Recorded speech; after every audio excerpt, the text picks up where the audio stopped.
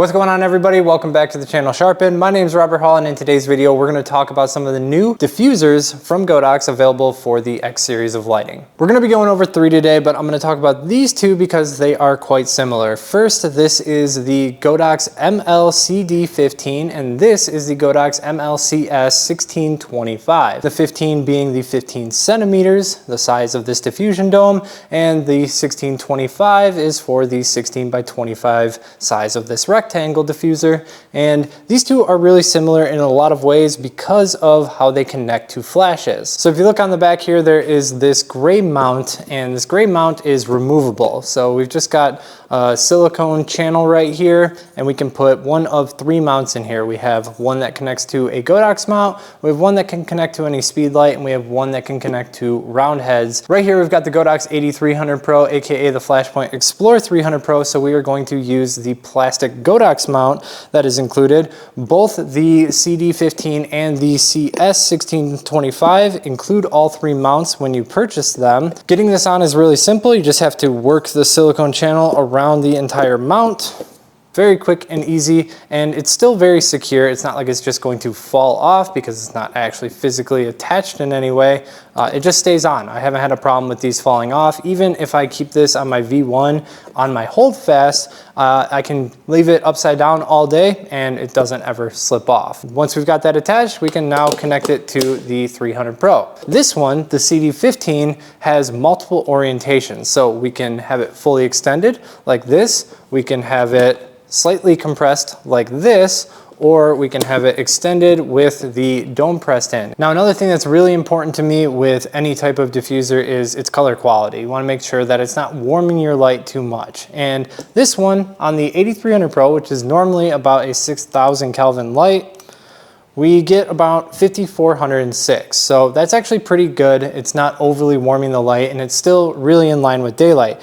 The equally important thing here is the CCI. We have 0.0, which means there's no green or magenta tint created by this modifier. Next up, we've got the MLCS1625. That model name is ridiculous. Just so you know, you guys can also find this by searching Godox Soft Tent. And just like the diffusion dome, this also comes with all 3 mounts so that you can attach it to any light, 100 Pro, speed lights, or the round head flashes. Again, we've got the Godox mount on here. Now this one is a little bit different. It does collapse, but it's really not designed to be used this way. This isn't meant to change the shape or quality of light like collapsing the sphere does. So this one, the only reason that it collapses is so you can pack it closer, but there's no reason. If you find this is advantageous for you, you can go ahead and use it like that. In terms of light quality, it's similar to the CD15 in that light is going to go out the back, light is going to go out the front. We've got all silicone right here, translucent silicone, and then the front panel is like a diffused plastic. What's cool is you can rotate it. Obviously that's not important with the sphere, but you can rotate this so you can quickly switch it between, vertical orientation and horizontal orientation, depending on what type of quality of light you're trying to get. Now, in terms of function, this one is a little bit less useful to me than the CD15. And the primary reason for that is it's just not much larger. Like, it is physically bigger, but that's not going to be a huge difference maker in terms of quality of light unless you are using this extremely close. If you're using this really close for macro photography, sure, you've basically got like a pseudo giant softbox.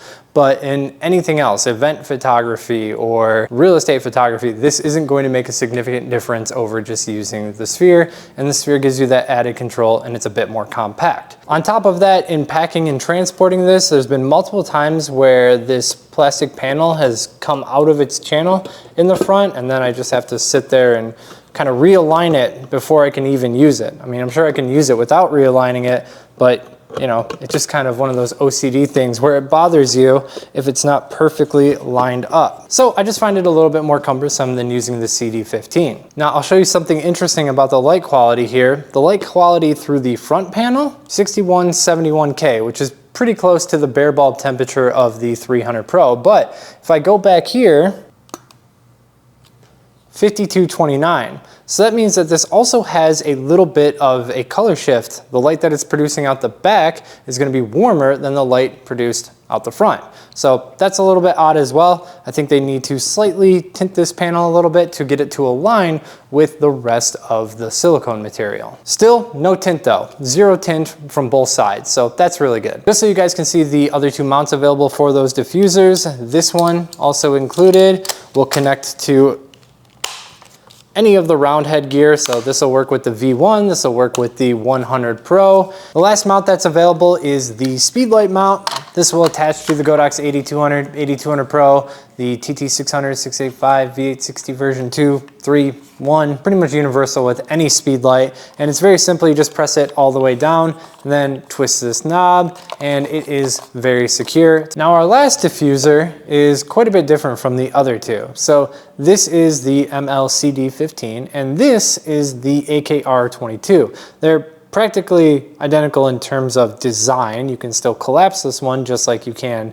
this one. This one is smaller, and it also does not include any of the plastic mounts. This is purely designed to go directly onto the 100 Pro, the V1, and then theoretically it could go on any of the round lights, but it's not exactly designed for them because, as you can see, it's kind of a little bit pink. If I hold them side by side, it becomes obvious just how pink this one is.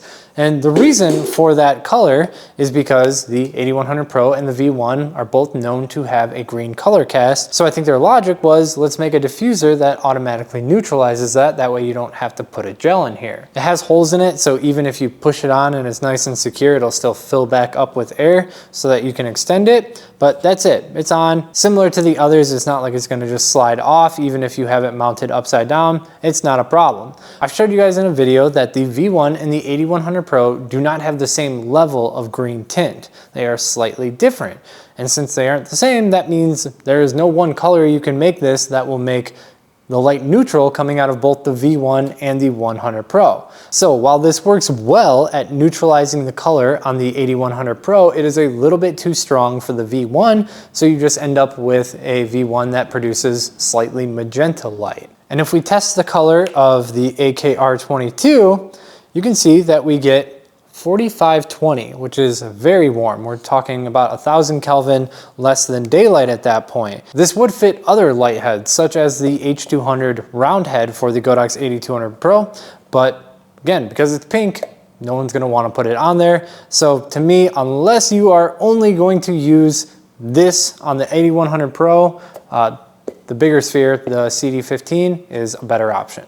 The only other thing that I want to mention here, if you've never had a silicone modifier, Magmod products, they use them for their MagSphere as well as their Mag Bounce. One of the cool things about them is you can just beat on them. I mean, you can crinkle this thing up, run it over with a car, and nothing's going to happen. It's just going to pop back into its original shape. The only thing you should be aware of is that these do tend to yellow over time, whether it's the age or the amount of light passing through them. They just get warmer over time and you have to replace them. So just be aware, if you have one of these for a while, that is going to happen eventually. Out of the three, the CD15 seems like the best option to me because it has that good color. It doesn't have the split color of the 1625, and it doesn't have the magenta tint of the AKR22, and to me it just seems the most useful and the most compact. All right, that's it for today's video on these three new diffusers. There's links to them in the description if you're interested in any of them. If you enjoyed the video, make sure to give it a like and subscribe if you want to see more, and I'll catch you in the next one.